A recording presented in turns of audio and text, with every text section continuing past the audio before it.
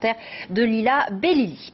C'est un patron français heureux qui est notre invité ce soir, un patron qui vient de recevoir le prix mondial de l'entrepreneur de l'année. Bonsoir Moed Altrad. Vous dirigez le groupe Altrad, un des leaders européens des échafaudages et des services aux industries du BTP. On vous connaît aussi parce que vous êtes le président du club de rugby de Montpellier. Alors ce prix de l'entrepreneur de l'année 2015, on imagine que ça a été une immense satisfaction, un immense plaisir pour vous. Oui, le groupe Altrad, d'abord, c'est le leader mondial de la bétonnière, mais c'est aussi le leader européen de l'échafaudage. En effet, il y avait une espèce de concours ces 3 derniers jours. J'étais à Monaco depuis mercredi soir et vous avez l'entrepreneur de l'année de 66 pays dans le monde. Donc il y avait un parterre des plus grands entrepreneurs du monde et qui représentent à eux quelque chose comme 94% de la richesse mondiale. Donc j'ai eu la chance d'être élu entrepreneur de l'année en France et à ce titre j'ai été représenter la France à cette réunion.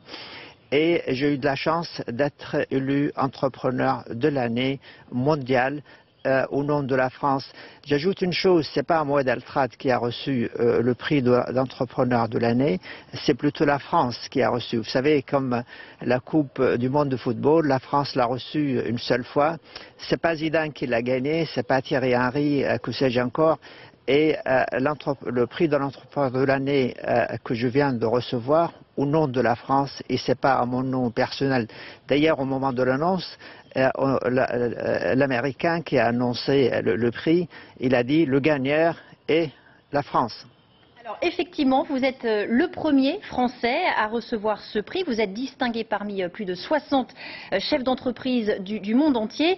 Dans un contexte économique morose où l'on a tendance souvent à critiquer la France, le fameux French bashing, c'est pour vous une revanche, c'est une belle leçon, c'est un espoir ? Mais vous savez, on vit dans un pays qui a des ressources considérables, on vit dans un pays qui a des potentialités énormes, mais tous les jours, on n'entend que parler de crise. Alors que la crise, peut-être, elle existe, mais nous avons les moyens, à travers les chefs d'entreprise de notre pays, à faire face à cette difficulté économique que traverse la planète. Et je prétends que nous sommes capables d'y faire face et de figurer ou faire figurer notre pays au plus haut niveau. Et en tout cas, c'est le message dans mon discours que j'ai prodigué hier, que nous sommes capables d'exister et au plus haut niveau.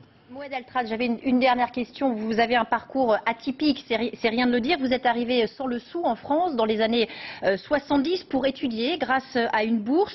Vous devenez ingénieur d'abord chez Alcatel puis Thomson avant de créer votre propre entreprise d'informatique. Je fais vite, hein.